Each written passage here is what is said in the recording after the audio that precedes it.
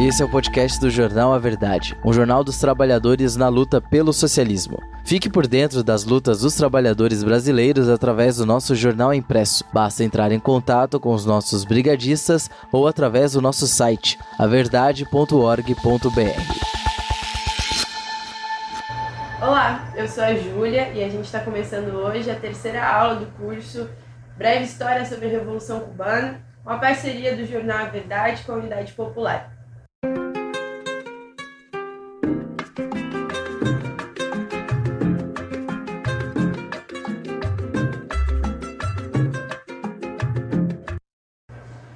No nosso primeiro vídeo, a gente viu um pouco sobre a história do período colonial em Cuba. No segundo vídeo, a gente viu sobre a história do que é chamado neocolonialismo, aquele período, em que Cuba era um protetorado dos Estados Unidos, a emenda Platt, a política de intervenção norte-americana na ilha caribenha. A gente viu como Fulgêncio Batista fez um golpe militar ali para manter o interesse dos Estados Unidos ali de submissão do povo cubano. E hoje a gente vai ver sobre como foi a resposta dada nesse período por uma juventude que ficou conhecida como a Juventude do Centenário de Martí, liderada então pelo Fidel Castro. Essa Juventude do Centenário de Martí era assim conhecida por ser também herdeira dos ideais do José Martí, de liberdade, de pátria, como a gente já viu nos últimos vídeos, e também porque fazia em 1953 exatamente 100 anos do nascimento desse líder, desse revolucionário cubano. Em 1953, um ano após então o início da ditadura do Fulgêncio Batista, que se iniciou em 1952, vários jovens de tendências socialistas, da juventude do Partido Ortodoxo, principalmente liderados por Fidel Castro, começam a se organizar, a se movimentar no sentido de entenderem a necessidade da toma do poder, de que o poder não poderia mais estar nas mãos dos mesmos generais, dos mesmos aliados e submissos ao imperialismo estadunidense. Então eles começam a se articular e surge então um plano para o que seria o primeiro movimento no sentido de tomada do poder revolucionariamente em Cuba. Essa vai ser a história então do que ficou conhecido como o assalto ao quartel Moncada. Fidel dizia que para que a insurreição armada acontecesse em Cuba não era necessário importar armas, que as armas já existiam no país. O que era necessário é que o povo as tomasse. Então ele organiza, lá no Oriente, na província de Santiago de Cuba, um assalto a um quartel, chamado Quartel Moncada, que estava, recheado de armas ali para o movimento revolucionário. E ele se organiza junto com outras centenas de jovens. Entre eles, o seu irmão, o Raul Castro, Abel Santamaria, sua irmã, Aide Santamaria, Juan Almeida Bosque, enfim, vários revolucionários que se dispuseram a essa tarefa. Como que eles pensaram essa missão? A começar, estrategicamente, o assalto aconteceu em julho, Em abril, o Fidel encontrou uma granjinha, que ficou conhecida depois como Granjita Siboney, em que ele alugou essa casa, com a desculpa de que eles vão começar, entre amigos, um negócio de criação de frango. Então, eles começam a fazer garagens, onde seriam, então, as granjas, que eram os lugares onde eles escondiam os carros, para a operação, a cavar poços de água, que era onde eles estavam escondendo as armas para a operação, e a habitar a casa para que no dia da ação pudesse haver circulação sem nenhuma grande suspeita por parte da polícia de Santiago de Cuba. Eles organizaram a operação no seguinte sentido, Tinha o quartel ele era envolto ali pelo hospital, um grande hospital da cidade, e pelo Palácio da Justiça. Abel Santamaria tomaria, então, o hospital para fazer, então, a retaguarda para os companheiros que tomariam o quartel. Raul Castro tomaria o Palácio da Justiça, então, Abel com mais 22 homens, o Raul com mais 10 homens, e Fidel Castro tomaria o quartel em si com mais 95 homens. Esse era o plano, então, de assalto ao quartel Moncada, que se efetivaria, então, no dia 26 de julho de 1953. Esse período é o período onde acontece o carnaval cubano. Então, a expectativa é que os guardas estivessem dispersos e a população não notasse essa movimentação estranha por conta do momento que estava se vivendo na cidade. por inúmeros motivos, dentre eles a própria inexperiência dos revolucionários, alguns companheiros que se perderam no caminho por não conhecer a cidade, enfim, várias coisas não aconteceram bem. E, na verdade, o que aconteceu no momento da toma do quartel Moncada foi uma verdadeira chacina. Dos mais de 120 revolucionários que participaram dessa atividade, 70 foram assassinados. Agora, dos 70 que foram assassinados, apenas 8 foram assassinados em combate. Muitos foram presos, torturados e depois jogados em valas comuns no cemitério Santa Efigênia, no cemitério de Santiago de Cuba, onde hoje estão os restos mortais de Fidel Castro também, assim como de vários outros revolucionários, guerrilheiros da Serra Maestra e também desse primeiro ataque do quartel Moncada. Uma história importante também de um capítulo do que foi o quartel Moncada é a história da Aide Santa Maria. Ela, junto com o seu irmão Abel Santa Maria, estava responsável pela tarefa de tomar o hospital. Ela se vestiu de enfermeira, os revolucionários se vestiram de pacientes para tentar ali se camuflar na hora que a polícia chegasse, mas foram delatados, enfim, foram presos e torturados. Ela ficou lado a lado na cela do seu irmão, Abel Santa Maria, e ela podia escutar, então, os gritos e os gemidos do seu irmão sendo torturado. O policial, uma hora, chegou para ela com o olho do irmão em suas mãos e perguntou para ela, né? Bom, o seu irmão, eu arranquei o olho dele. Se você não me disser quem que é responsável por esse ataque, eu vou arrancar o outro olho dele. E ela disse, então, com muita tranquilidade sobre seu irmão, que ela amava tanto, que, bom, se tu arrancou o olho dele e ele não disse nada, não vou ser eu que vou dizer, né? E ela depois também pôde falar que, além do seu irmão, o Boris, que era o seu namorado, também participou dessa atividade, né? E aí ela disse, bom, eu saí depois do quartel Moncada torturada, viúva e sem o meu irmão, porque ambos foram assassinados.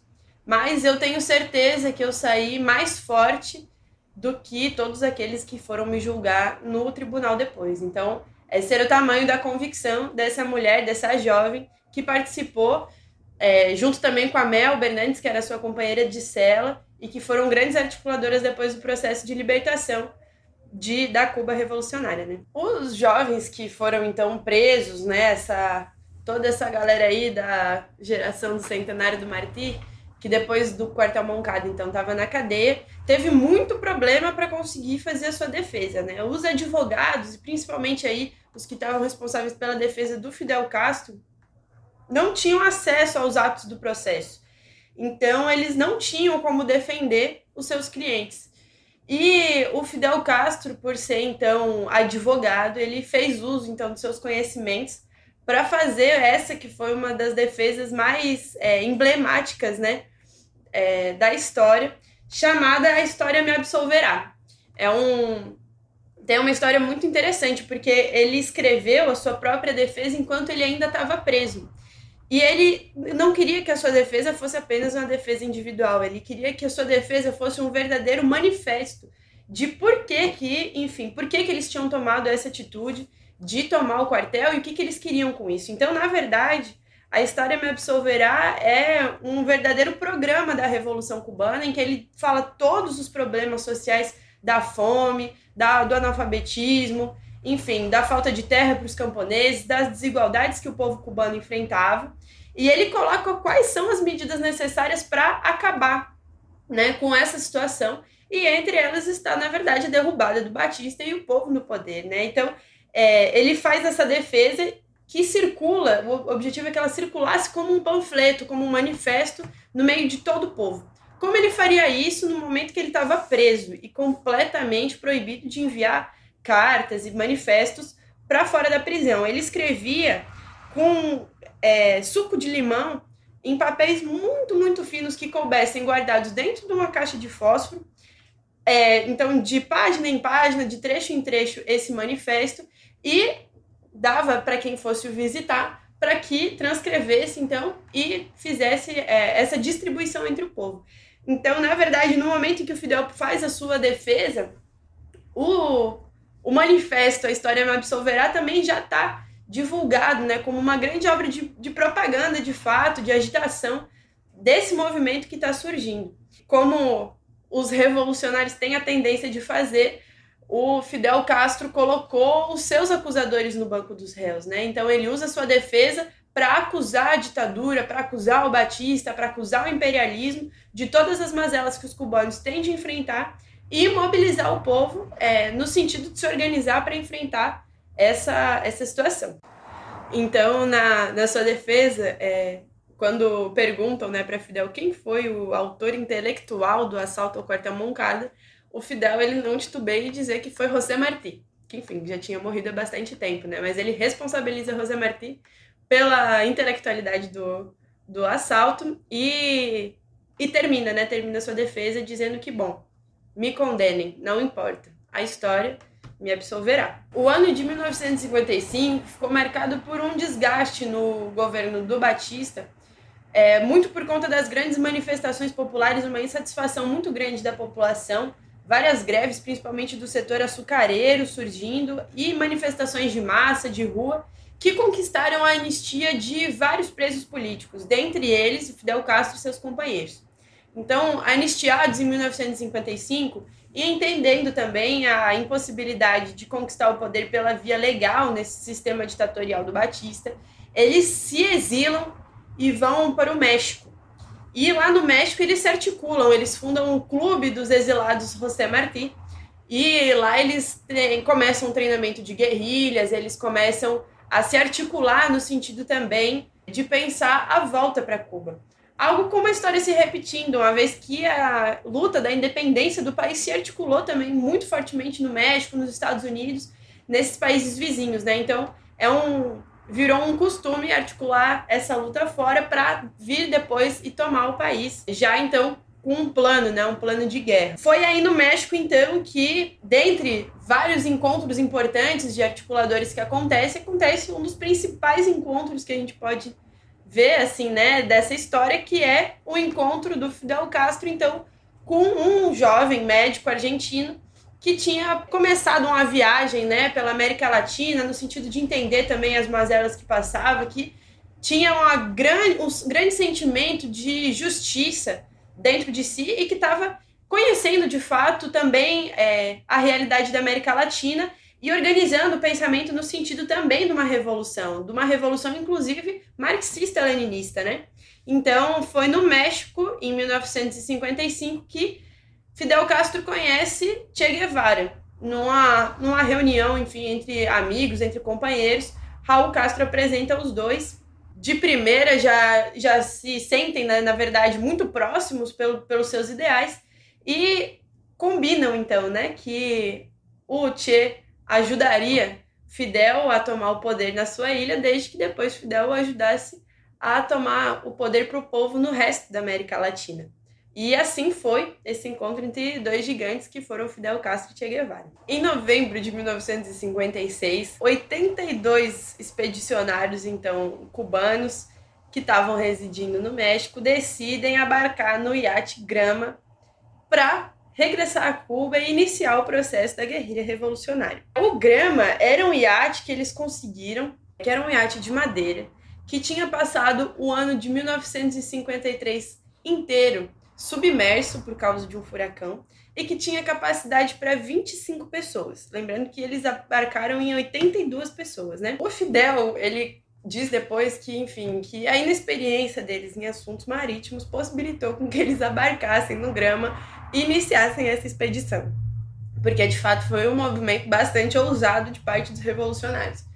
Essa viagem do México para Cuba, que deveria durar apenas alguns dias, acabou se estendendo, obviamente, por mais tempo, e eles chegaram apenas em dezembro, aí na costa cubana, dispostos, então, a iniciar o processo de guerrilha. Entre os expedicionários já estava, então, o argentino Che Guevara como médico da expedição. Ao chegar em Cuba, os expedicionários do Grama também enfrentaram muitas dificuldades. A começar aqui, enfim, ao desembarcarem os 82 companheiros, em Alegria del Pio, que é uma região ali de Cuba, eles foram surpreendidos por um ataque do exército do Batista, que dizimou a maior parte dos revolucionários. O Fidel, que estava na companhia de mais um homem, vê então, depois de muitos dias, o seu reencontro com o seu irmão, Raul Castro. O Raul que trazia então consigo 5 homens e 5 fuzis. Então, nesse momento em que eles estavam entre 8 homens e 7 fuzis, o Fidel conclama, né? Agora sim, a guerra está vencida. Então, uma pessoa que tinha uma energia, um ímpeto, uma vontade de vencer muito grande, que mesmo nesses momentos de maior dificuldade, com basicamente todos os seus homens tendo sido assassinados, ainda acreditava que era possível e continuou então a rearticular os sobreviventes.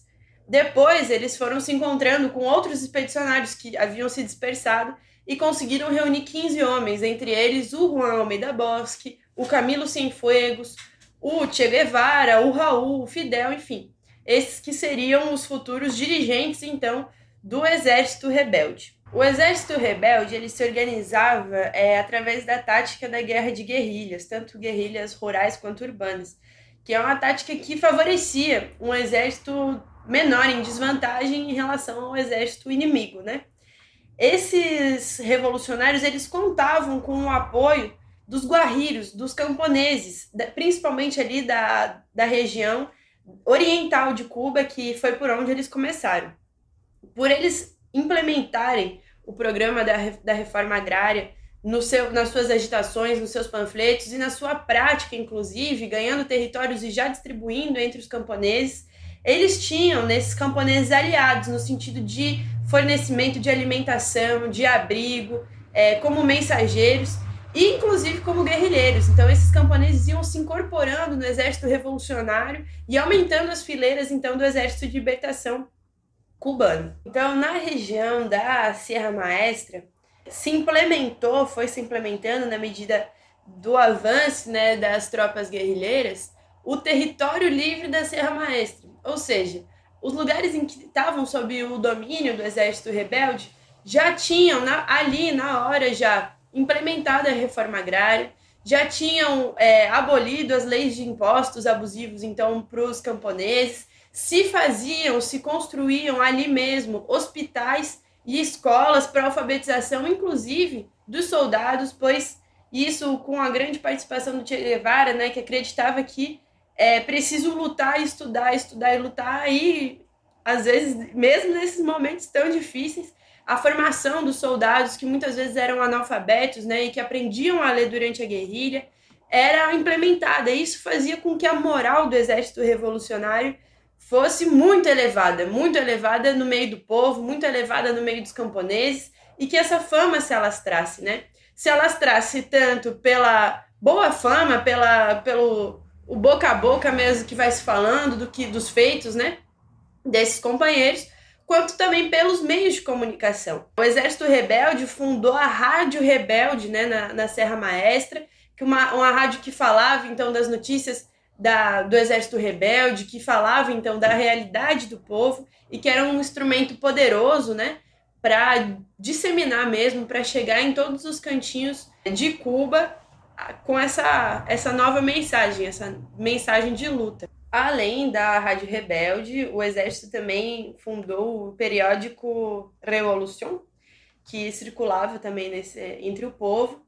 E sobre essa questão da moral assim, do Exército, um outro fato muito importante, muito interessante, é que a moral deles era elevada não só no meio do povo, mas como no meio do exército inimigo.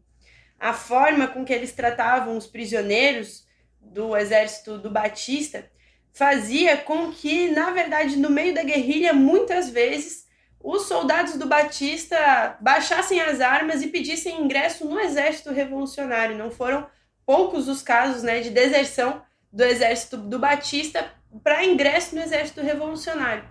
Então, a postura, a moral dos revolucionários cubanos, ali liderados por Fidel Castro, por Che Guevara, foi tamanha que, inclusive, conquistou elementos do exército inimigo. Certo, eu me esqueci de falar, mas em 1955, enquanto os companheiros estavam lá no México ainda, eles fundaram o MR-26-7, ou seja, o Movimento Revolucionário 26 de Julho, que era um movimento que articulou aí a principal força revolucionária cubana, em homenagem, né? Em homenagem aos que caíram, em homenagem à iniciativa que aconteceu no quartel Moncada no dia 26 de julho de 1953. Então, em 1953 acontece o assalto à Moncada. Em 55 se funda o movimento revolucionário 26 de julho. E em 1956 surge também um outro movimento revolucionário que é chamado Diretório Revolucionário, que ele era principalmente formado por elementos aí da vanguarda do movimento estudantil cubano. Aí, muito das lideranças da FEU, da Federação Estudantil Universitária, que a gente conversou sobre nos últimos vídeos também. Em 1957, o Diretório Revolucionário, então esse outro movimento que acontece em Cuba, nesse mesmo período, ele tenta tomar ali o Palácio de Havana, né, o Palácio Presidencial. Eles fazem essa iniciativa, que é uma iniciativa bastante ousada, e acontece outra chacina, eles não conseguiram, né, tomar. Hoje em dia, né, o Museu da Revolução em Havana se encontra nesse mesmo prédio, que ainda tem as marcas de balas, né, desse período. Logo em sequência também dessa tentativa, né, de toma do Palácio Presidencial, acontece também um assassinato de Frank País. Frank País era um dos principais e um dos primeiros dirigentes do movimento revolucionário junto com Fidel Castro. Ele era o grande articulador de Santiago de Cuba mesmo, né? Ele foi uma grande liderança que tinha um reconhecimento muito importante no meio dos revolucionários. Ele também foi brutalmente, covardemente assassinado. Então, quando Frank País é assassinado, acontece uma greve espontânea, uma greve que eclode em vários pontos diferentes de Cuba, né? E nesse momento, o movimento revolucionário também, entendendo essa movimentação, convoca uma greve no sentido de acelerar a caída do Batista, que essa greve não funciona, essa greve ela não, é um fracasso, e o Batista entende então que é o seu momento de contra-atacar, de sufocar o movimento revolucionário no seu coração, na Serra Maestra. Então ele manda mais de 10 mil homens para a Serra Maestra para, de fato, sufocar o movimento revolucionário. Só que aí é a grande virada. Esse contingente grande de homens é derrotado pelo exército rebelde, que começa então numa ofensiva de Oriente a Ocidente, como também na época da independência, né? Com as fileiras aí de Camilo Cienfuegos e Che Guevara marchando pela província de Las Villas até Pinar del Rio, ou seja, indo de fato do Oriente até chegar ao Ocidente e tomando cidade após cidade. A gente conhece, né, a história famosa, então, de uma das principais vitórias, né, do Che, que foi a toma de Santa Clara, onde o exército revolucionário descarrilha o trem, e, enfim, tem uma jogada muito inteligente ali para a toma dessa cidade, que foi um dos marcos, então, dessa contraofensiva, né, revolucionária, que, na verdade, vai culminar, então, na vitória do exército rebelde. Uma coisa importante de colocar sobre a história da Revolução Cubana é que, além, claro, né, dos grandes comandantes que a gente conhece, o Fidel Castro, o Raul Castro, Che Guevara, Camilo Cienfuegos, Juan Almeida Bosque, que, além desses companheiros, houveram, na verdade, muitas companheiras, muitas revolucionárias que foram imprescindíveis para a vitória da Revolução. A gente tem aí a própria Célia Sanches, que foi uma guerrilheira nata, que preparou, inclusive, a chegada dos companheiros do México.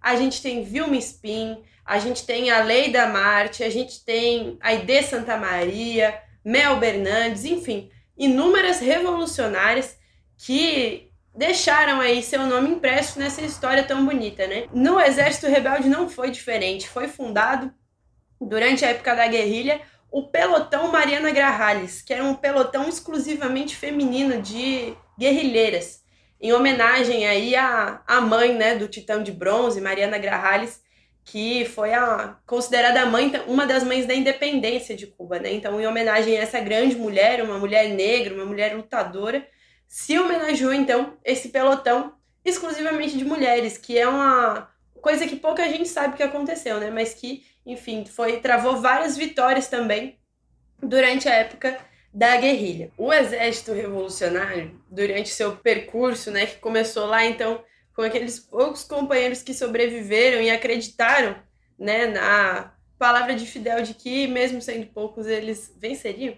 Terminou, então, o processo revolucionário com 8 frentes, 25 colunas e 10 destacamentos guerrilheiros e mais de 500 batalhas travadas, né? Então, o exército ele se complexificou, ele aumentou de tamanho e pôde, então, marchar para tomar, de fato, Cuba inteira. O Fulgêncio Batista, com o seu plano fracassado, né, que ele chamou de FF, que é fim de Fidel, quando ele vê que o seu plano fracassa, ele, no dia 31 de dezembro de 1958, pega seu avião, ele se exila em Portugal e deixa um militar aí como presidente.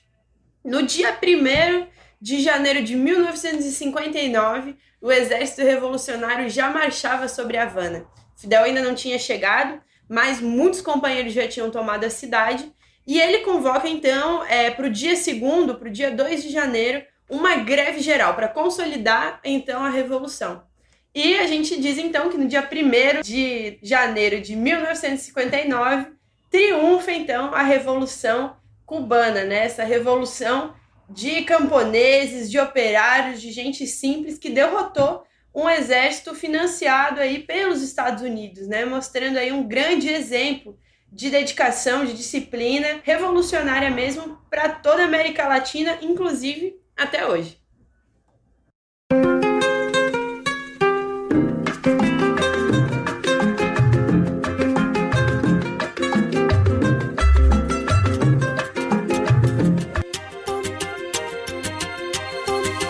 O nosso jornal não depende dos grandes ricos para se manter. Construímos há 23 anos uma mídia popular e independente. Para apoiar, considere adquirir o nosso jornal impresso com os nossos brigadistas ou fazer uma assinatura através do contato no site averdade.org.br. Você também pode apoiar o A Verdade, os movimentos que constroem o nosso jornal, através do nosso Apoia-se, apoia.se/Move Sociais. Ambos os links estarão na descrição do episódio. O programa de hoje fica por aqui. Não deixe de nos seguir nas nossas redes digitais para não ficar por fora de nenhuma notícia.